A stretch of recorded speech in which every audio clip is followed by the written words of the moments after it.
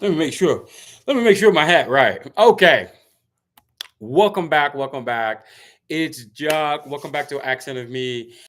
This is, I guess it'd be early, this review. And let me tell y'all something. I'm gonna give y'all some, how do I want to put this? I'm gonna give this to y'all in a few ways. For one, I did not know it was only going to be 6 episodes. So, for one, I think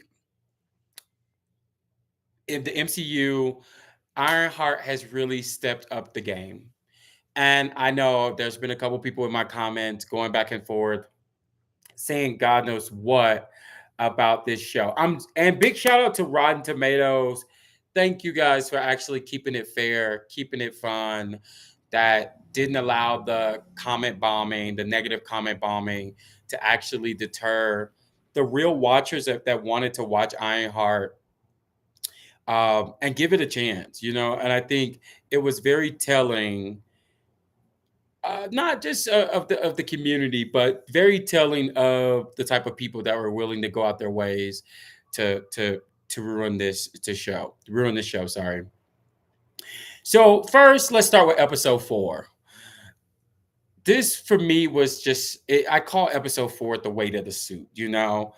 And one for me, one thing that was very prevalent in this episode was that Riri really struggled to balance like the academic life with her newfound like responsibility as like hero, you know. And this is of course after the death of the hood's brother, I guess we can say. And you could feel the tension. And I think the tension was so heavy. Um, and then we got to kind of further on, you know, remember that episode where, I mean, the part in the episode where they were all talking and Riri was just very like antsy, not really knowing what to do, how to do it. And for me, it was at that moment, I was like, oh, the hood's about to cause some problems because he was angry and what you know, it was fair that he was angry his brother had passed in this heist that he set up. After it was kind of like that karma though, because the brother had already said that he didn't want to, or he was just like, you know, I don't want to, or he was like a brother, but he was like, I don't think we should do this, you know. I don't think that we should go this route. This is something that, and he was like, nah. The greed, the hood was taking over him and taking a lot out of him.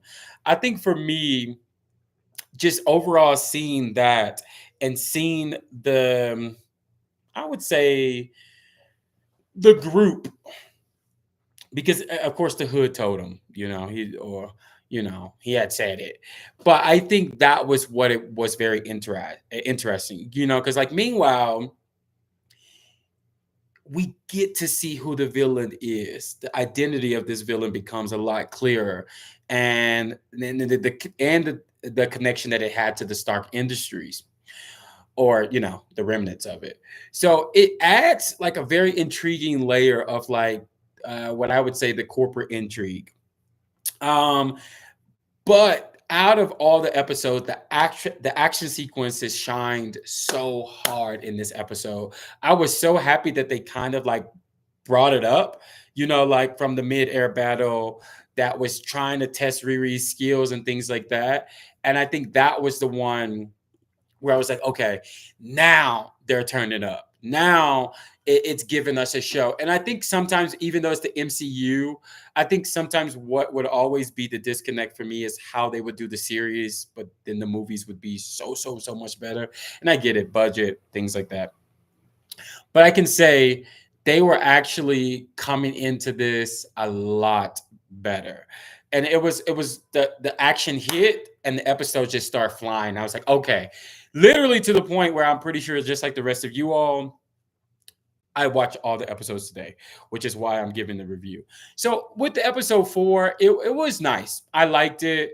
It stayed on par. I think the leveling up of what needed to happen in this episode, it hit right on the mark.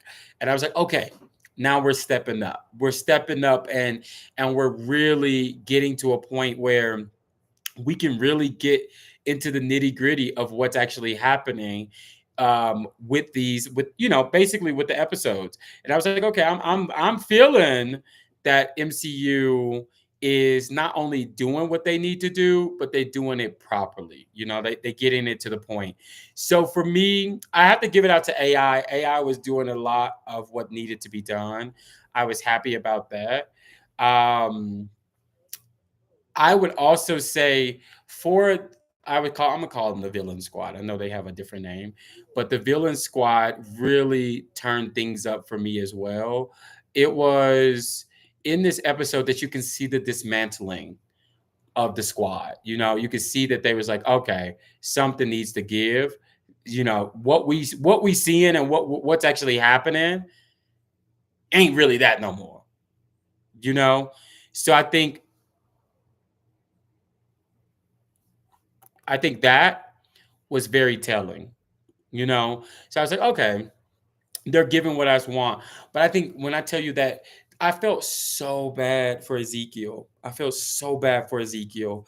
Just the fact that he trusted her, and it was a mistake. It's not like she tried to do it, but it was definitely one of those moments where I was like, Riri, because he was angry. He was always trying to live low key, not trying to be in this situation, and just kind of like, what the hell do you think?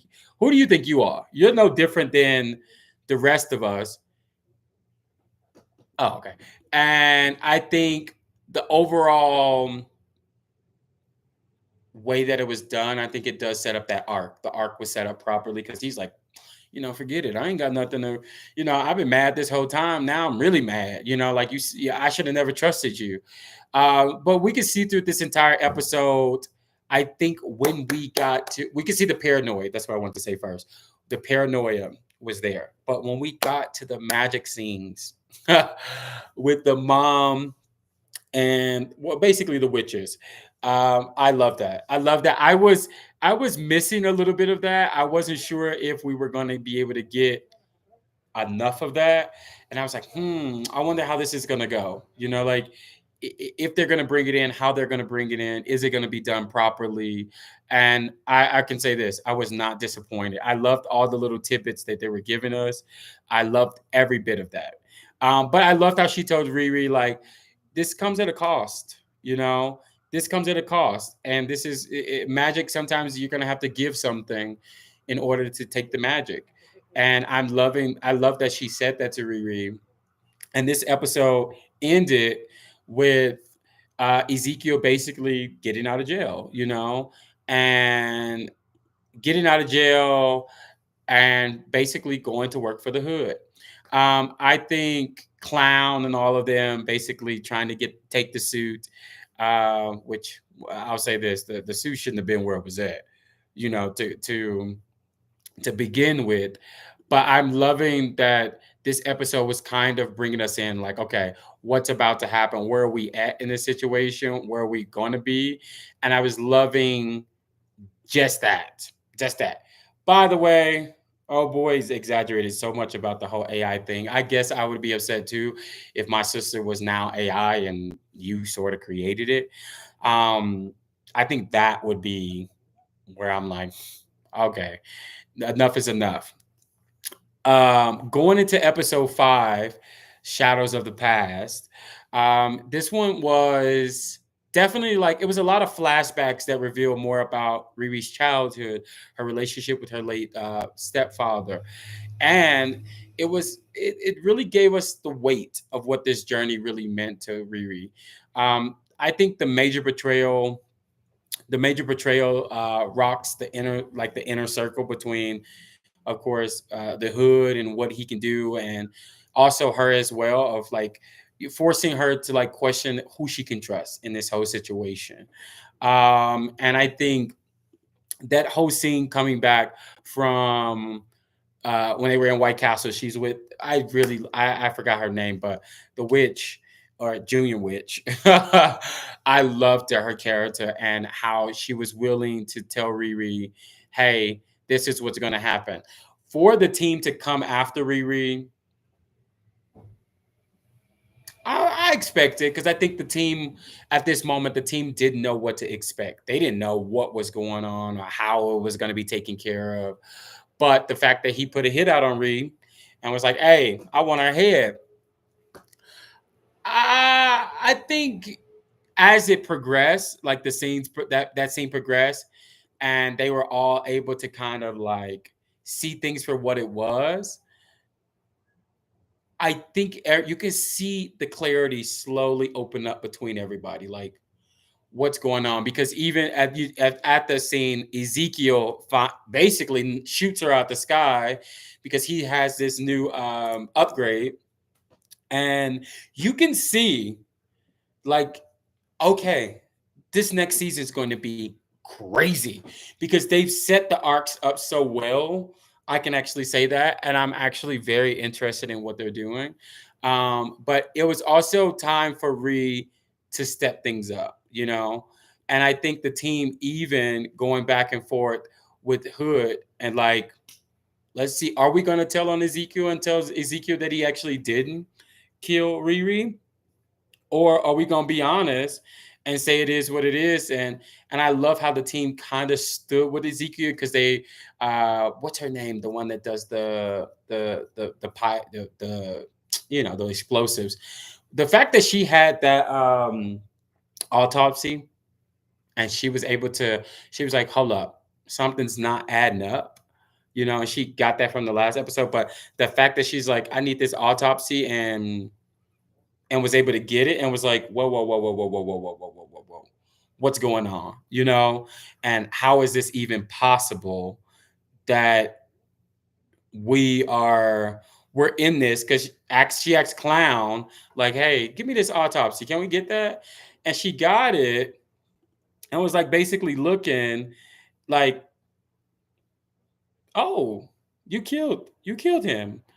You know, we know that he didn't do drugs, and we know that he didn't do what you think or what they saying he did in this autopsy. So you did that to him, and why did you do it to him? So you can see the team slowly opens up, but you can see the Hood is actually going through it, and the fullness of what's actually taken over him, and why he's at this, and he even fires them. At the end, he's like, "Get out of here, everybody got to go." I think that was very telling.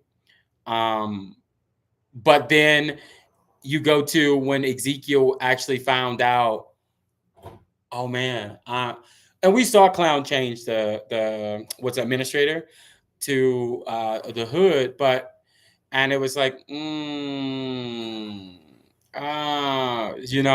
So I think that was the moment that I knew that there was going to be something crazy that's happening. Because now you have this person, um, you have him, and that was Slug that did to change it. Slug changed it, and when Slug changed that, now you have everybody like, okay, what is it going to happen? Like what's happening? And now this guy's like, how did you change my entire mainframe? Which, by the way, I'll add, I did not know he was a robot. And that's just a lack of what I knew about his character because I was like, what is happening? Why was he merged this and merged that? But it made sense once the series started breaking it down. Um, and I like that. I like that it's teaching me things about the MCU. It's teaching me what's going on. When it comes to uh is it Capuccio? Capuccio? I'm gonna call him the Hood, Anthony Ramos. Anthony Ramos' character definitely, definitely, definitely um, made me feel that vendetta that he has against his parents or his dad for throwing him out. This is where all this stems from. All this stemmed from that. All of this stemmed from that.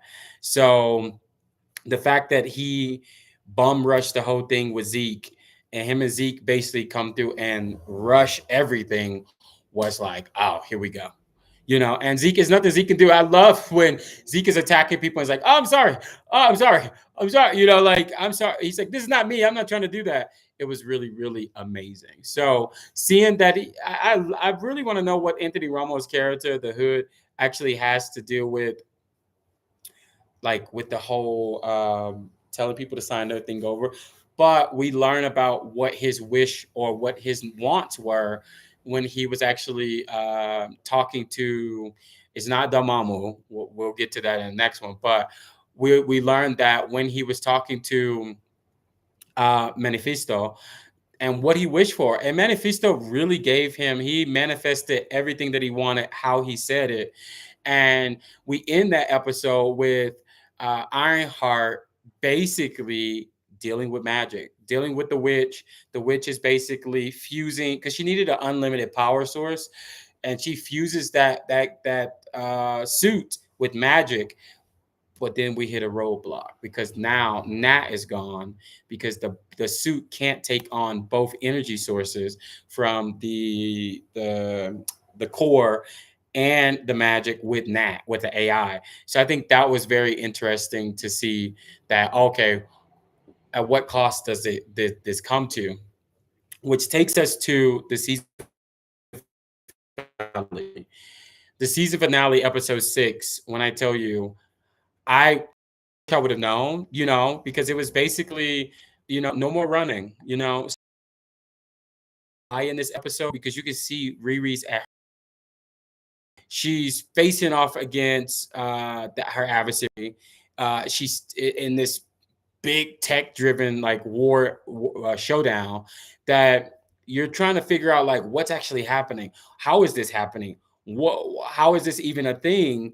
And then we learn about Manifesto, and we learned that the Hood was gifted to Anthony Ramos' character, in a sense of control more than anything, because it wasn't like he gave the character or the Hood in a sense of I'm gonna make you rich, because he's like he said, I want to be grimy, I want to be so rich that it's like filthy. And he did do that. He gave him everything that he said. And what was crazy is how the character has allowed all of this to basically destroy who he is as a person, and what we're seeing isn't just the Hood. It's a reaction from greed. It's a reaction from uh ideally not being able to face yourself, and looking at all the things. And what's crazy is his dad is so rich. His father is so rich. And I think that envy or that vendetta that he has against his father is what's fueling this. And like he said, I just want to be rich. I want to be powerful. I want to be a king. And I was like, wow, and sometimes I forget how they say it, but art imitates life. That's what it is. And a lot of people, I'll say that in another video, but a lot of people are dealing with that now, with self-mutilation of their bodies and going to do certain things to their bodies, and seeking out certain things that don't need to be sought out. So I thought that was a great representation of exactly what's actually kind of happening in the world. But we see Manifesto a lot in this. Oh wow, we see Manifesto a lot in this, and in a sense of who he is, what he's about, and but we see the brilliance of Riri. I remember that scene where she and Zeke are basically having a standoff, and he's still talking to her like he's done. Like, this is not me, but I got to do what I got to do, and I don't want to die. I don't want him to kill me. And I remember the brilliance that came out of her of saying, like, if I kick you here and do this, I can power this, I can override what he's doing to you. All's while the Hood and Manifesto is sitting there, and he is basically saying, this is what you wanted. You want more. What more do you want? I gave you all the tools needed. to become who you wanted. You chose this. You chose to be this person, and there's nothing that I can do about that. And then we see the amazing start of a battle between the Hood and Ironheart, which, let me say, I was on the edge of my seat, like literally on the edge, like, oh my god, oh my god, oh my god, how is this going to happen? And to see the brilliance of maybe like what we got a glimpse of seeing in Black Panther. Um, I was happy to see her abilities and how she thought forward and how she was thinking of different things, and you can see slowly how Ironheart was becoming. Not just becoming new to us, but how she fused the magic to expose the Hood, and how it all threw him off like, whoa, whoa, whoa, whoa, whoa, whoa, whoa, whoa, whoa, what's happening? So I'm definitely excited to see how this goes and what's going to happen. But, and if you didn't watch it, this is a spoiler alert. I think her having that conversation with Manifesto and him showing her all the things that she could have and the things that she could do, and leaving us on that cliffhanger of Manifesto basically giving her the same opportunity that she gave um to Anthony Ramos' character, where he basically says, just join me, I can give you what you want. And I must say that that is so tempting. It is so tempting to just see that and to witness that, and how grief can push her to a point of saying, look, maybe I need to do this. Maybe I can change things. Maybe I can change the pain that I'm having or the hurt that I'm having. Maybe this would be better if I do it this way. And I think that was very telling. And I love how they left it there. Like, was the deal made? Was the deal not made? And I think, to be continued. I'm really surprised. I'm really excited to see where they take this series, where they take the MCU, and where she plays a role in the MCU. As far as like, I'm not really too like educated on the Easter eggs that were probably placed in this, but I was so happy to see it. I was so happy to see this, and it's one of the highest ranked MCU. So I'm happy that you guys came on this journey with me. I'm happy we came on this journey together to kind of like build up the community, build up the MCU, show people that Riri Williams is here to stay. She's here to stay. And man, so that's my review. Let me know what, drop down in the comments what you guys felt uh, about the for me, these episodes solidified Iron. It for me, it was like it was a fresh take on genius, legacy, and the burdens of heroism. So for me, Dominique Thorne's performance was stellar, and the story takes bold risks that really paid off in the end. If the finale for you guys really sticks a landing, I really think for the rest of us, this could be one of Marvel's strongest Disney series. And for me, I've even said at the end of the day, I've ranked this a 5 out of 5. There's nothing that I've seen or nothing that has been done in the series that I actually can say I wasn't pleasantly happy with. Everything was really good and it really served its purpose. So leave a comment down below. Don't forget to like, share, and subscribe, guys. Um, this is the end of the Ironheart series. So stay tuned for more reviews, and I'll see you guys later. Nos vamos.